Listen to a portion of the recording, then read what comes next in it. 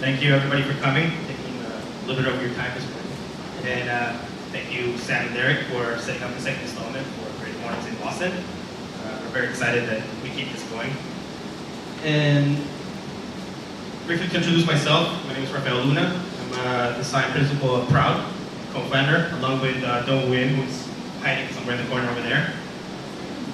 And we started recently, at the beginning of this year, trying to set up what would be a design and research firm. Our name actually stands for Progressive Research in Architecture, Urbanism, and Design. And we mean progressive not in the sense of, in innovation, but more in the sense of keeping a continuous progress or a lineage of studies and reaching innovation through that continuous research. And the first research that we are talking about is I Want to Be Metropolitan, which is a study of the city of Boston and sort of the efforts that the city is doing in order to become a metropolis.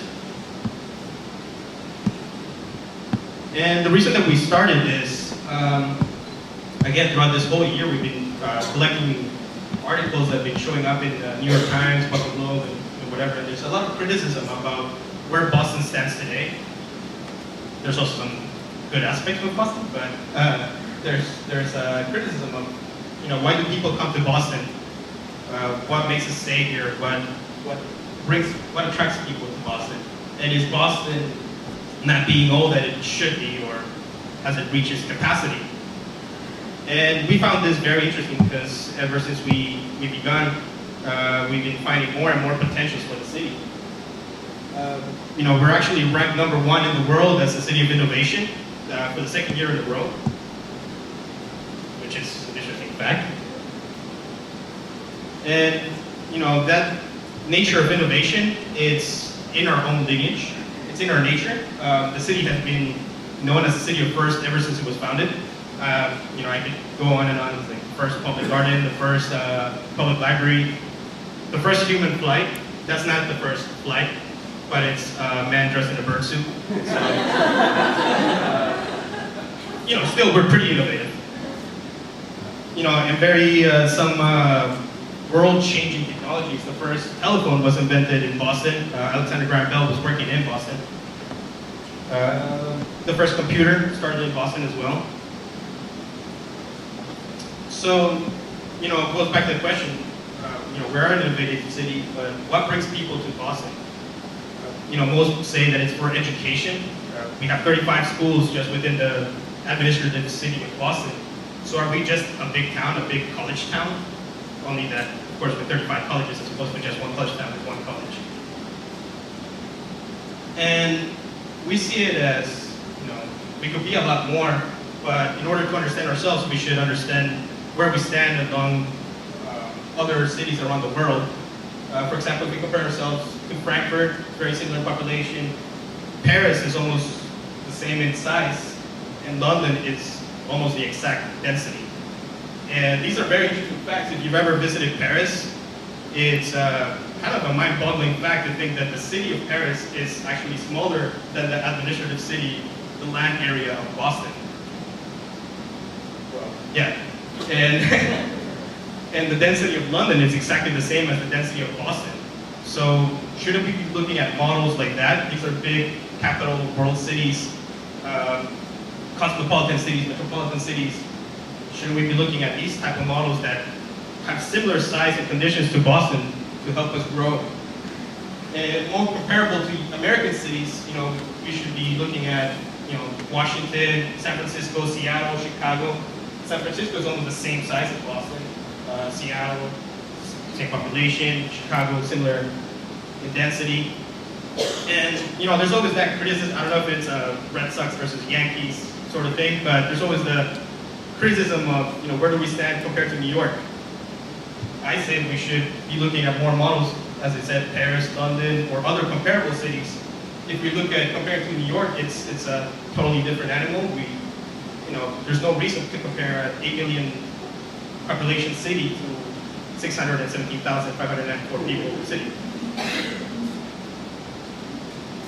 And if we look at the bigger context of where Boston stands, we're actually part of what's called the Bus Wash, which is a corridor of cities pretty much in a straight line where you could drive from Washington, D.C. all the way to Boston and never leave an urban setting. So it's actually by itself, it's a very strong area. 20% of the American population lives in 2% of the area of the whole US, which is this area. We control 50% of, well, about 50%, 47.9% of the global mutual funds are managed here. Actually, another first, Boston was the first city to create a mutual fund. 6 of the 8 Ivy League schools are here, and if we became our own country, we would be the 4th or 5th largest economy in the world. So there's great potential to think of ourselves in that context as well, but we should really understand, what is our own metropolitan condition. Basically, this is what's considered the metropolitan region of Boston, and to the right, it's the administrative area of Boston. This is what I meant that was 125 kilometers square compared to the 105 of Paris. But you see what's considered the metropolitan region of Boston is a lot larger, but we never consider that that's the size of Boston. We barely even consider that that's the size of Boston.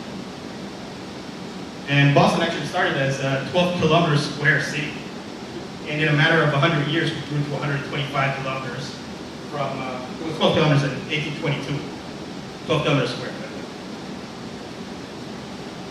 So where do we stand today? What is our perception of Boston? We are 125 square kilometers, but let's look at some of the population that sees Boston. In terms of tourism, we get about 20 million visitors every year. If we juxtapose all the most popular tourist trails, which are, the City Pass, Duck Tours, Old City Trolley, the Freedom Trail, if you look at all the trails put together, basically a tourist will only get to see about 5% of the city. So what happens to the rest of the 95% of the city? Do we ever get to perceive that other 95%?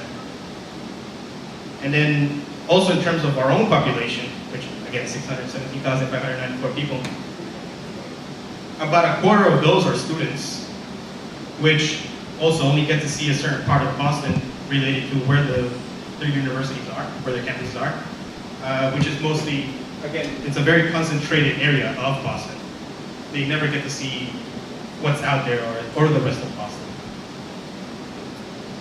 And to briefly understand our population condition, the city of Boston has been growing ever since it was founded. It was always growing in population. People were always attracted to Boston, and it was actually increasing at a very high pace until 1930. That was the first time that it dipped in population, and it reached its capacity in 1950 at 800,000 people. So, what happened? From 1950 to 1980, we basically lost 250,000 people, 562,000 people. And from 1980 to today, we haven't been able to recoup that 200,000 people. Where did they go? We're actually at the same level as 1905.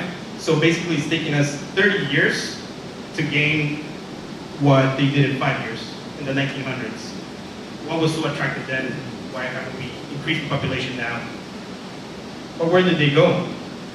I mean, there were 200,000 people. Where did those houses go?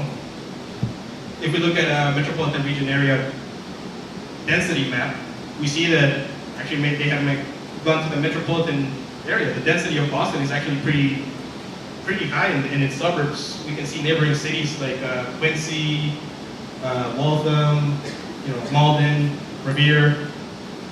They have very high density. So why don't we consider them as part of Boston? They're all very small cities, but they're still within 20 kilometers of Boston, of the center of Boston. Shouldn't we think of Boston as a bigger area and try to work all together? The whole metropolitan population is 4.5 million people. Again, we see ourselves as a small city. And if we looked at the development of the city, these are all the skyscrapers that have been built from 1900s to 210. Basically, most of the skyline as we know it today was built in 1970. In those 3 decades where we lost 250,000 people, we were building all of the skyscrapers. What does that mean in terms for the city? Do we need all that extra area for less people? Or what is happening? Maybe it's all the people that move to the suburbs and then they just come into the city and these skyscrapers are just office buildings. And then we have the condition of what happens there. Say the financial district, what happens there at night when there's nobody working. It's an empty area because these skyscrapers have been designed as office buildings. Then if we see today, as of 2010, we have proposed 12 new high-rises. 6 of these are the size of Prudential or taller. 3 of these are taller than the Hancock building. There's a 75-story proposal, 70-story proposal, all over the city. Again, we're not against skyscrapers. I actually hope that they build them. But we should think of what it means to build those skyscrapers. What do we want them to be? And to get a better perception of what that means, if we think of just the central part of Boston, so for example, Back Bay, Beacon Hill, West End, North End, downtown, Government Center, Chinatown, that area. If you think of it as a single floor built entirely, from 1900s to 2010, we built 3 floors of Boston. And from 2010 and on, we proposed to build extra 4 more stories of Boston. Again, what does that mean in terms of why do we need to increase that density and still propose office buildings? Or how many luxury condos do we need? I mean, again, I'm not against skyscrapers, but I think that that's a clue that we have potential, or this is a time of opportunity to think what are some new projects that we should be thinking of to attract more people. I mean, are we attracting more people with more luxury condos or office spaces?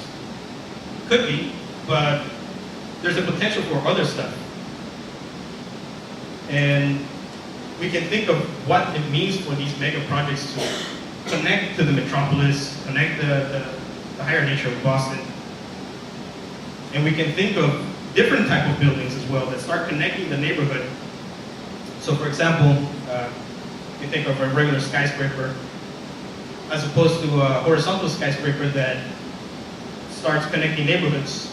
This is one that we thought of, the Boston waterfront ring. So how about horizontal skyscraper with the same density as a skyscraper, but that starts connecting neighborhoods that have been neglected. For example, East Boston connecting to Charleston, connecting to the waterfront of Boston. At least Charleston gets some tourists, but I don't think anything happens in East Boston in terms of getting tourists there or getting the perception of people living in the mainland of Boston to East Boston.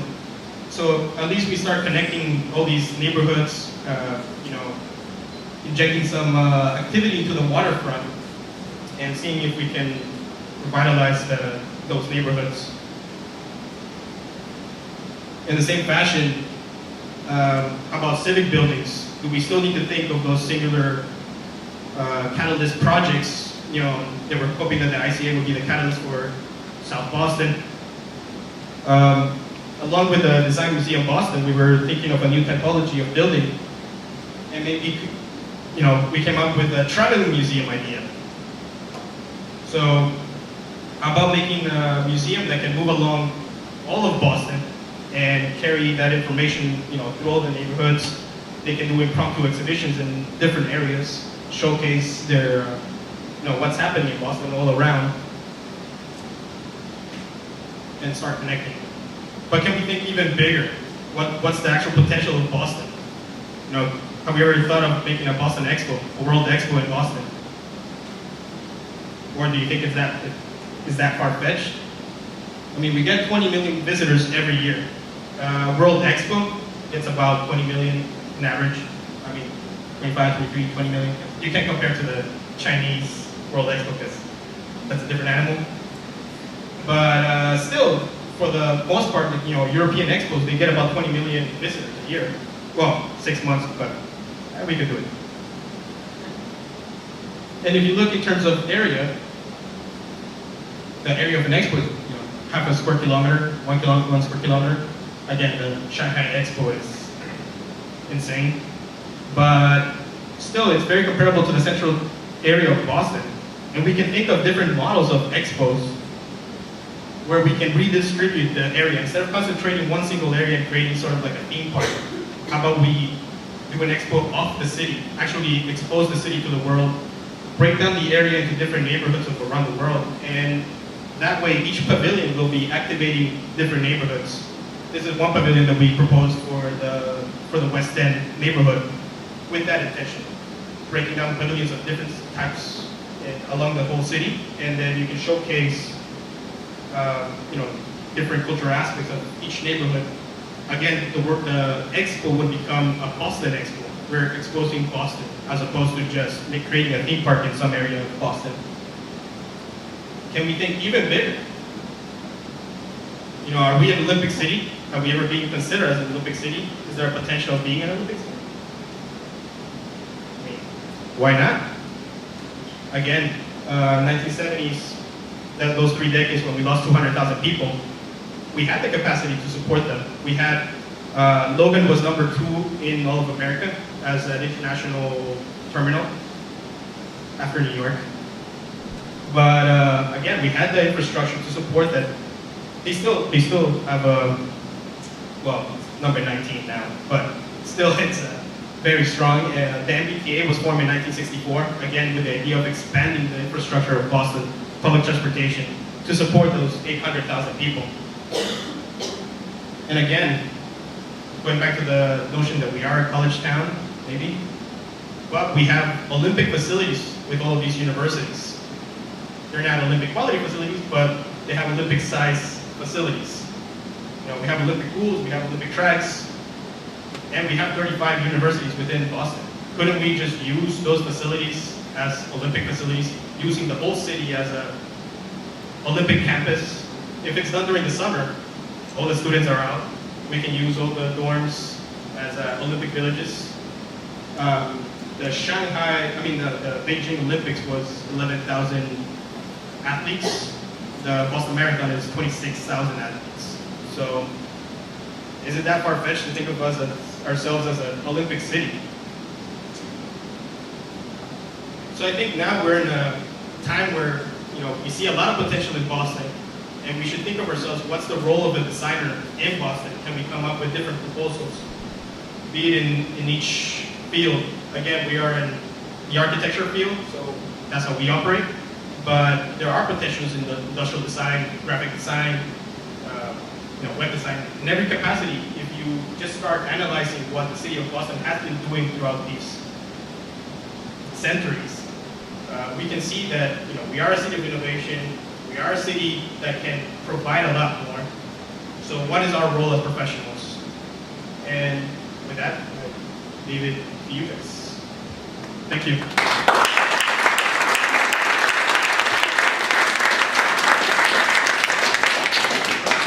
Any questions? So Q&A? She's seen the new Apple campus, so we remember the new Apple building. Apple building?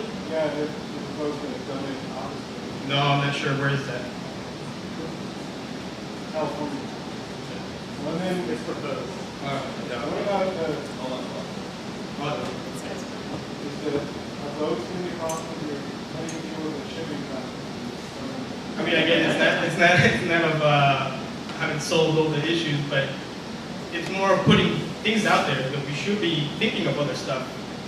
The crazier the better. Maybe we reach, it's better to put it out there and then round ourselves back down and figure out the details or what we can do. But if nobody ever proposes anything, be it crazy or not, then should we just keep on doing the same things that we're doing? I love it. I'm just curious. Oh, yeah. Yeah, I haven't figured out. Yes? So, I have a question posed to you. Is this your thought process here? Is this a matter of improving reputation, the global reputation of Boston? So much of the media reports that you cited in the beginning and the discussions that have been happening around town for really in earnest for the past like 3 or 4 years. Revolved around the tech community trying to shore up its reputation against Silicon Valley, against New York City. The mayor going out and trying to show people that we're not a second-class city, all these things. And it really comes down to this inferiority complex that Bostonians inherently have to other cities. We are leaders in all these industries, in innovation, all these things. Is this a matter of purely trying to make ourselves feel better, or is there an economic, is there an economic development goal behind some of your specific ideas? I think it's a little bit about reviewing that criticism and showing that actually we're not a second-tier city. We are a first-class city, but there are no proposals out there. So it's sort of showing, to the design community or the design field that, again, everybody in each profession, Boston has that potential of being a world-class city. I mean, we are a world-class city, but we should be thinking of those proposals. So let me just follow up with that, though. I love some of your proposals. I love the idea of having an expo. I've been having this conversation for a number of years with people. The idea of having a world-class music festival here, like a alternative music festival as opposed to like a jazz festival, something big to bring people in. I think would be a great idea. But I guess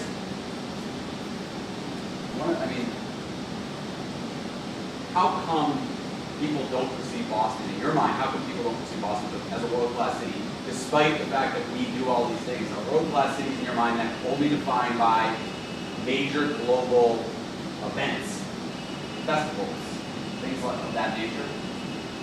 I mean, the way that I see it in terms of why Boston is perceived as a smaller than it actually is, we actually met with a sociology professor from Harvard yesterday, and we see it as, one of the major populations that sees Boston is the tourist population. Again, we only see 5% of Boston. The other people that are here, a quarter of them are students. They only see Boston for 4 years and then they're out. Hopefully we can keep them here, but for the most part, they're out. So the other 3/4 of the population that's remaining. The discussion that we had yesterday was, do those neighborhoods actually want change? There is a nature of segregation that has occurred before. Has anybody gone to Manapan?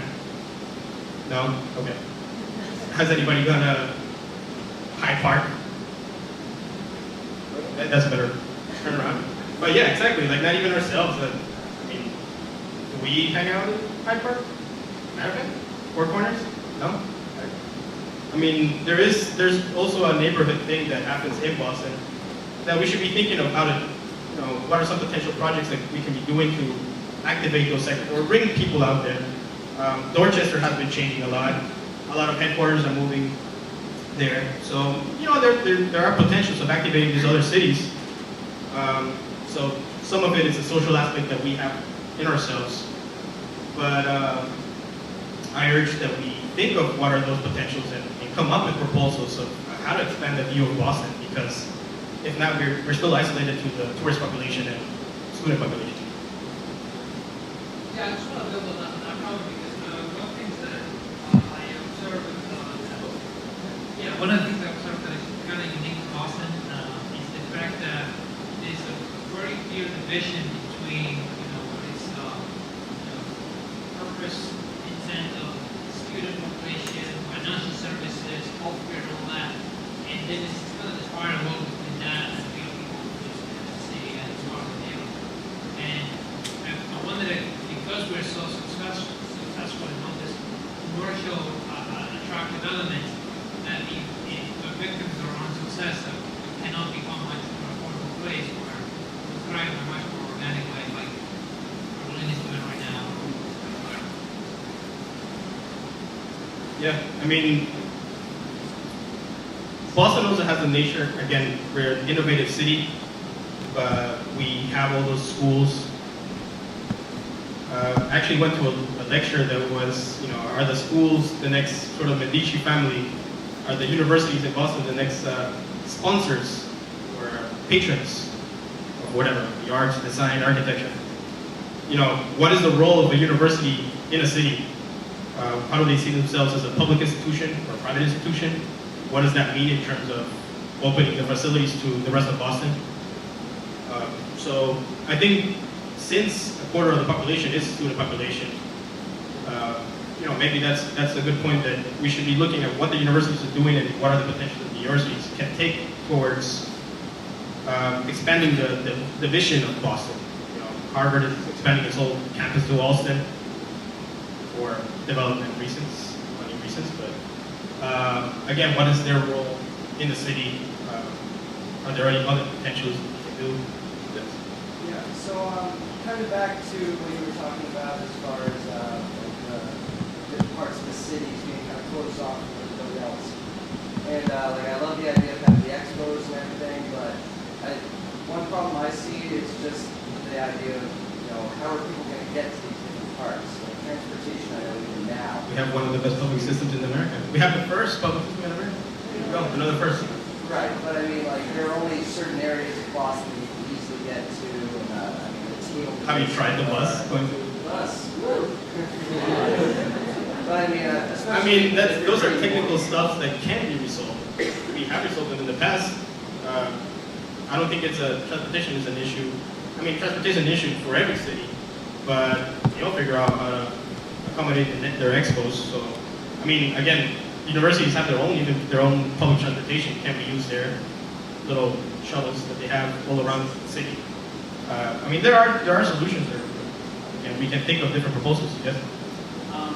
Your proposals for the Expo and the Olympics both seem to propose using existing spaces that are not currently used. There's a sense of opportunism there, Right. as opposed to building something new. Yeah. Do you see that as a movement or a thing unto itself? And if so, is it unique to Boston, or do you think that it's a larger movement based on other factors? As opposed Not to sure. As opposed to not building an Expo center, but using unused spaces. I mean, in terms of Expo, we've never seen that sort of typology or exhibition of using the actual city as the Expo as opposed to just creating a Disneyland somewhere. I think my question is that right for Boston right now, or is that right for the world right now? And if so, why? And why that shift? I mean, we see it as an opportunity to just showcase Boston. Yeah. I'm not sure if it can become the trend for future expos, but as of now, we just see it as maybe it's a potential model for bringing an expo to Boston and opening the doors of the rest of the 95% of the remaining square footage of Boston. Yes? One of the things I've noticed is that Boston has not only sort of an inferiority complex, but a lot of internal barriers communicating to ourselves. Like that comment about youth festival is really interesting because there's a festival called the Together Festival, which is very well known. It's awesome. Yes. And it's an electronic music festival. I think it's in its third year this year. It's a huge amount of press in a very narrow way. Yeah, no, I mean, Yeah. even within the design community. Yeah, I mean, it's all over the world. Are there any architects in here? I mean, There's one architect right here. Yeah. That's it. Even within the design community, how many industrial designers? Yeah, you guys have a pretty strong community. Yeah, there. I mean, web design, I'm in the web design industry, and people come to me and ask, who can I work with in Boston? And the firms are invisible, unless they're like a huge, Yeah. multi-city firm. But I mean, the thing is that we do have headquarters, we do have people working here. Yeah. You have a comment on that or a question? Hi, so I'm super new to Boston, 3 weeks in my job, I'm the Creative Economy Industry Director. So Yeah. I'm here to say, I work for the state, so it's beyond Boston, it's the whole state. But my question 3 weeks into my job was, what newsletter should I subscribe to? Who should I follow on Twitter? Yeah. What should I be doing? And it was like crickets. I was Let like, us know. Tell me who to talk to. So like the communication thing I think is super important. Right, and I don't know And I if didn't it's know what it was. I don't know So- if it's New Englanders being like, it's like psychologically impaired when it comes to. I'm not sure. I think that's it. We don't tell. Go ahead. Have a big group hug right now. Sorry, he should.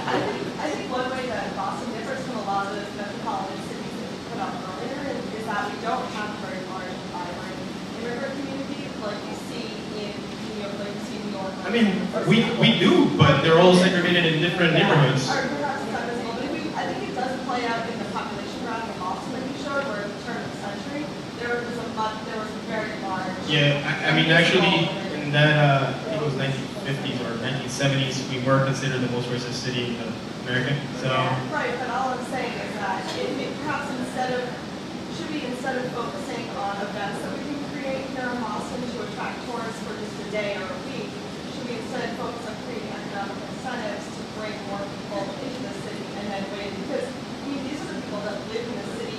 Right. Everyone else goes home to the suburbs. I mean, that's why we're saying all these new skyscrapers that they're proposing, which are for the residents of Boston, they're not for tourists or anything. Should we propose skyscrapers or should we propose other stuff? Or I don't think it's a matter of, okay, let's build the 12 skyscrapers, but what should we put in those 12 skyscrapers to attract people to stay here? So, Schools.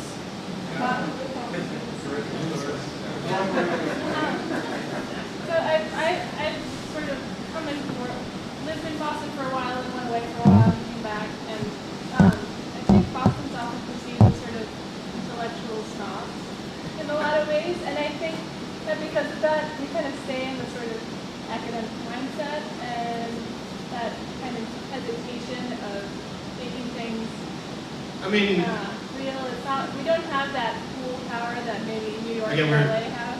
there's 35 colleges in Boston, first public high school, first public school, first university.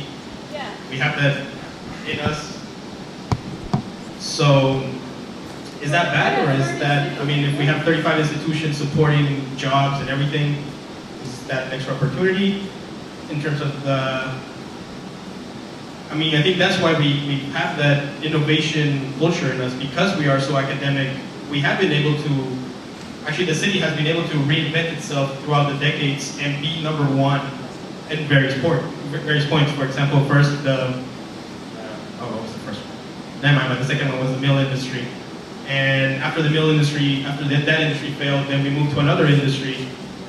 After that failed, we were the first in that, and that failed, we moved, now we're the high-tech industry, and we're moving towards that and becoming number one in that.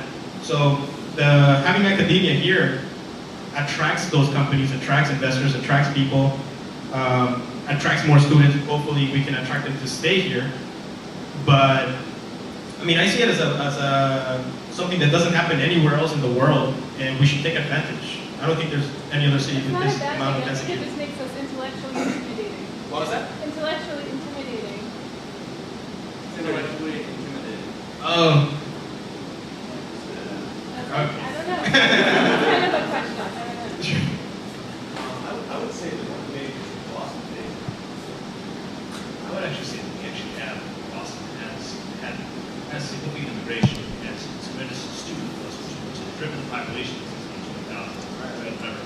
But what the issue is, in my mind, is we actually have trained for the potential of students that come here. But the big issue, I think, is that we have a vibrant community in Boston, but they are in themselves micro communities. And so these micro communities, how do you break down those barriers? And so it exists neighborhood to neighborhood, whether it's traditional South Boston being one thing and Roxbury and being something else. But also the student communities. For example, you've got students that may go to Harvard, may go to Tufts, we never mentioned in other parts of Boston. So, and vice versa. And so I think events like these are a small example, but I think I'd love to hear your comment about this. How do you continue to break those barriers down and foster that kind of dynamic interaction that kind of promotes community, promotes ideas, promotes innovation? yeah, no, I agree. I mean, I don't think I've seen many inter-school programs. I mean, we have one particular condition, which is the colleges of Fenway. I'm not sure if it happens anywhere else in the world, but it's a cluster of colleges, and as urban colleges, they don't need to have, not all of them need to have sports facilities, not all of them need to have certain facilities, because they can all share facilities. Since they're all in close proximities, you can cross-register from Massart to Simmons or whatever, and share facilities. That's an interesting model that could be used as a case study for all the other universities. I mean, I only know like MIT and Harvard or Regatta, or I mean the Charles, but can we do more like these type of models, like the colleges of the Fenway, where we just share facilities all around the city? We have 35 schools. We can all grow together pretty much and start breaking that the student population that way, maybe. Yeah, you talked about how at night at like 5 o'clock, businessmen go home and the downtown business area kind of shuts down. Have there been any proposals about activating that space at night past 5 o'clock? We haven't looked at it, but I know that the city, I mean, that's why they were trying to do the Filene's skyscraper, which just left us with a big hole there. But there are incentives from the city to, activate downtown, have people living in downtown. Right now, we only have the Archstone, but there are pushes from the city. I know you guys started the storefront. Design windows. Yeah, the design windows. They came up with the design windows to activate the culture within downtown. I mean, there's a potential right there. Somebody should be looking at what are other alternatives that we can do. We were thinking of using the Filene's, that hole, as potentially just making a deck over it and using it underneath as a museum or something, and then on top as another sort of pavilion or something. At least in the meantime, to cover that hole.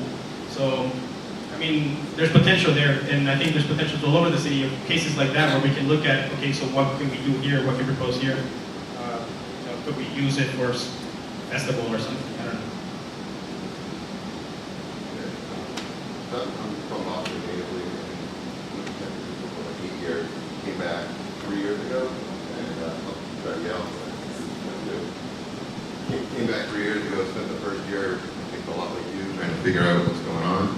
And I mean, as of late, I'd say like last year and a half, it was just like going off. There's like more stuff than I can handle, and it's just every day there's something else. I mean, in Boston, Boston made it just made it. Boston last month, they've already had 2 events, either like entrepreneurial, creative. There's just a ton of stuff and energy. Yeah, I feel like your whole mission would just add to that. But I feel like it was going for a long time. A lot of why I left when San Francisco and tried to find it. And I'm back and I'm like, wow, this is really happening. I feel like this is actually the place. And it's really cool. And I don't know if it's not a question, it's out there. I don't know, Twitter feed or whatever, you can find it. And a lot of it's interaction within the community. Yeah. Yeah, I don't know if we just need to increase our own social network within Boston so that we figure out what's happening in the city. Because I agree that there is a vibe of stuff happening in the city. There's only that we don't know how to find them or talk to them about it. One more question? Yes. So, talking about the arts community, we're all creative people here. I'm new to Boston too, by the way. I've only been here about a year. I was in New York and San Francisco before that. I've lived all over. But what people often say is that the arts are what attract people to a city. It really revitalizes it and makes it vibrant and all these things I think you're trying to get at. It does seem to me like Boston has a vibrant arts community, but I'm sensing it's like bigger organizations and it's not so much like grassroots efforts. At least I don't see that many being a newcomer here. I'm wondering what thoughts you have or other people have on that. Yeah, even when we were looking at sort of the museum stats in Boston, we were surprised that it's not the Museum of Fine Arts, which is the biggest museum in Boston. That's not the one that attracts the most tourists. It's actually a Museum of Science. I think it's because of the kids, but I don't know. But again, it's a good point. Like, what are we doing in terms of the arts at a smaller scale? Even at a bigger scale, how come the Museum of Fine Arts is not the biggest attractor? Or how can we push that? I don't know. I'm not in the arts industry, but again, it's bringing out all these points is what creates this good dialogue between people in Boston to figure out, maybe somebody should be tackling arts, somebody should be tackling music, somebody should be tackling other expos or events or whatever. And, it's out there. I think Boston is the prime place to be right now.